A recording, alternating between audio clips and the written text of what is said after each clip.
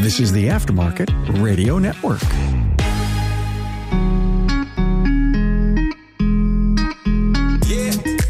Welcome, and thanks for joining me on Speak Up Effective Communication. I'm your host, Craig O'Neill, and once again, I do look forward to sharing some of my recent takeaways from an event that I shared about. When you have a near confrontation with an individual in a place that's normally peaceful, it sticks with you. And this one stuck with me a little bit, and it's taught me a few things that I think I could have done better, and a few things I think I did very well in the near encounter, the encounter that I had back on August 29th, the story of the cemetery. So if you haven't heard that story, I've told that story now a few times, and there's a few links in the show notes that we'll provide for a new story. For anyone who's ever been in a stressful encounter or has witnessed a crime or had to confront a criminal, I think there's plenty of things that stick with you. And so as I was walking on a regular walk, free of any confrontations in a woods, very peaceful, it was nice, I did develop some takeaways that I want to share with you today. Looking for something meaningful? The Institute's coaching helps you leave a legacy, empower your team, and contribute to your community. Discover more at wearetheinstitute.com/business-assessment. Your partner in technology, AutoFlow is able to enhance your client interactions before, during, and after the visit from a single thread. To see how AutoFlow makes it simple, visit AutoFlow.com. Are you tired of juggling multiple tools to manage your auto repair shop?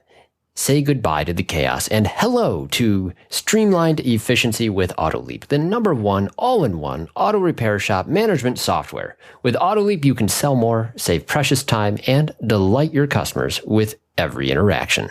Your trusted companion, ShopDog Marketing, is right by your side, attracting the best customers and building long-term growth. Call ShopDog Marketing today or visit shopdogmarketing.com. Unlock your communication insights with Inbound's AI-powered call analytics for auto repair shops. Learn more at callinbound.com. So we're going to talk about 5 takeaways from my recent encounter in the cemetery and how this correlates with communication. Takeaway number 1, word choice matters less than delivery.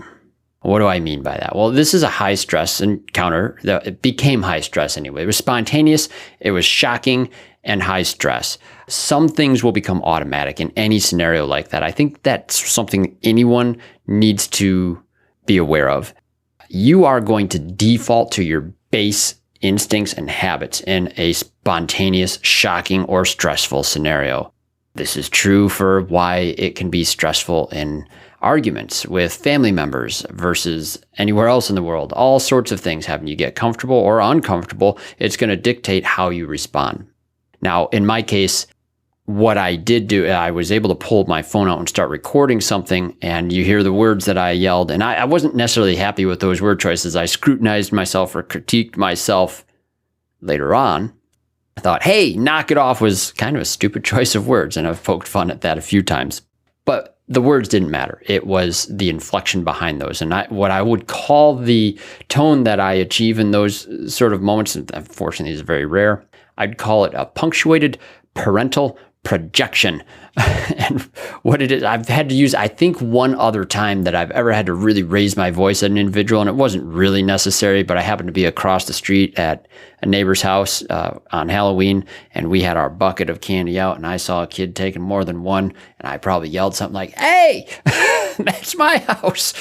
And it was loud enough to shock even the adults I was there, that that voice could raise very suddenly and really pierces the moment. I've had to use it before in other cases where, you know, when your kids are learning to ride bikes or they're about to cross the street at a time or dangerously move without looking, and you need them to stop, and you yell in a way that snaps attention. That's the delivery that I'm talking about there. And I think not everyone's really equipped for it. A lot of people are extraordinarily uncomfortable with that.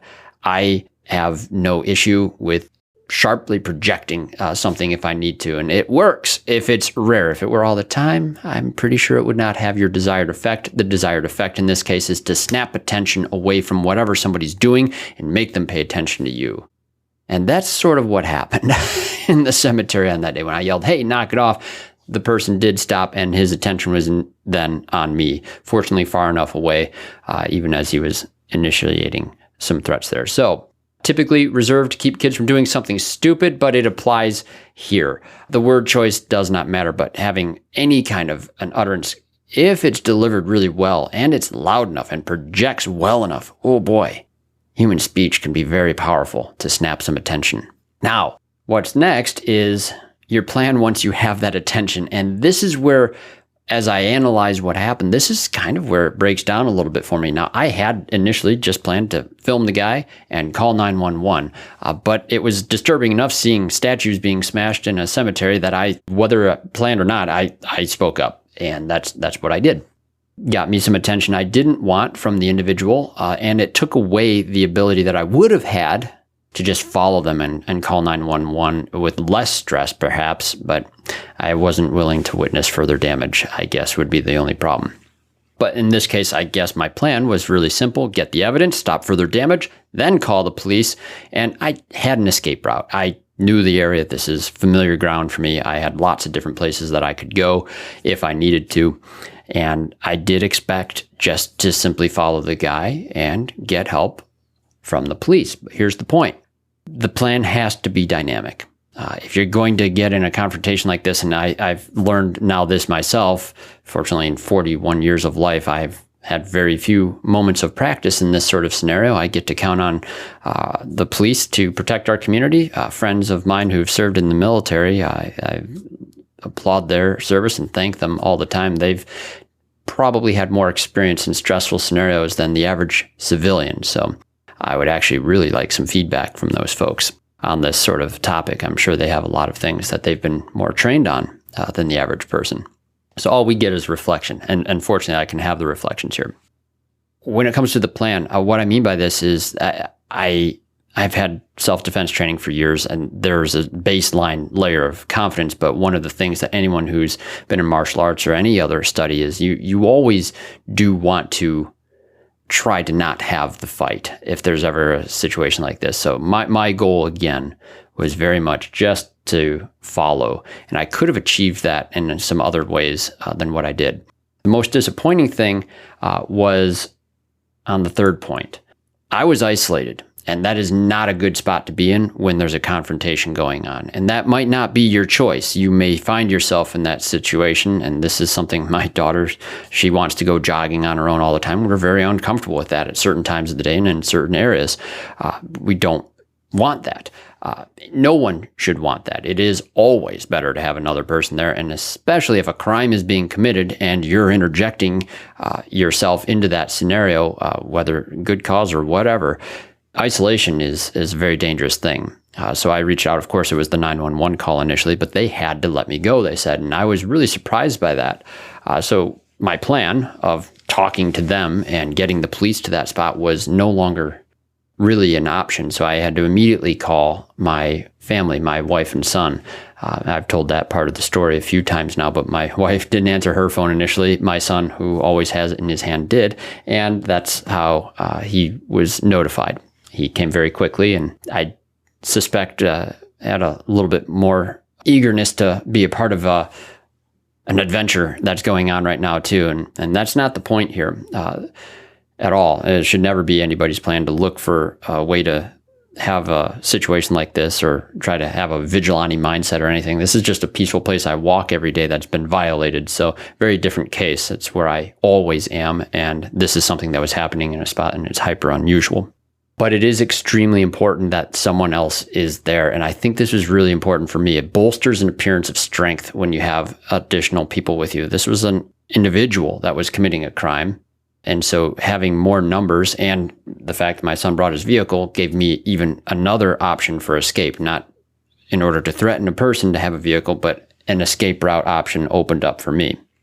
I do believe that if you look at the films that I had in other parts of this story, My son and my wife were in the vehicle behind me at that moment when the guy says, "You want to die." And this was I don't think that guy wanted to hurt anybody. I never had that real read on him, like he was really serious, going to act on a threat. He wasn't making too many gestures that made it appear so, but I was also not doing that either. So hopefully the presence of multiple people, it just didn't even cross his mind as an option.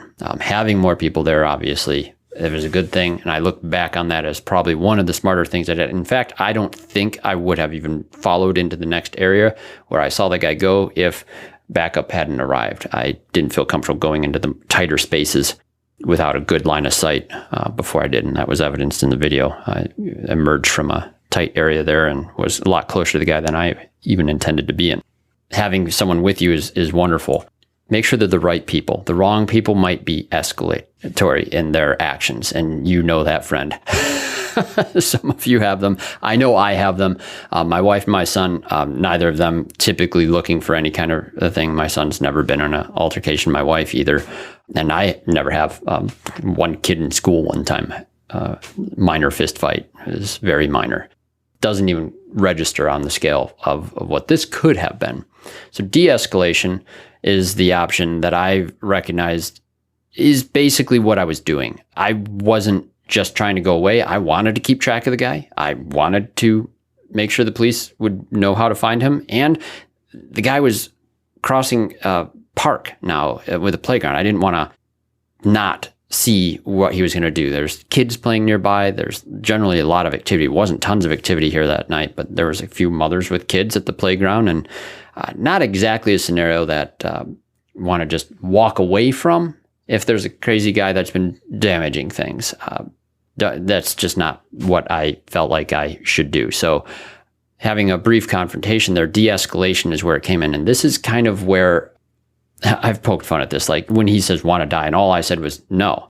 And I said other things like, "Go about your way. Don't come back. You can't go around smashing cemeteries." I that made a misspeak on one thing. I said, "Would break your steam somewhere else. Go blow your steam somewhere else," is what I meant to say. Word choice here versus the spirit of the intent. What I was intending to communicate was very, very important here. And I think there was, this was a positive, there's a negative to this point here I'll make in a second. Imagine taking on each day with a team that cares about doing more. They're motivated, skilled, humble, and hungry. They're invested in your shop's success because that success helps them do more than just sell jobs and fix cars. At the Institute, we believe a thriving business is built on its people.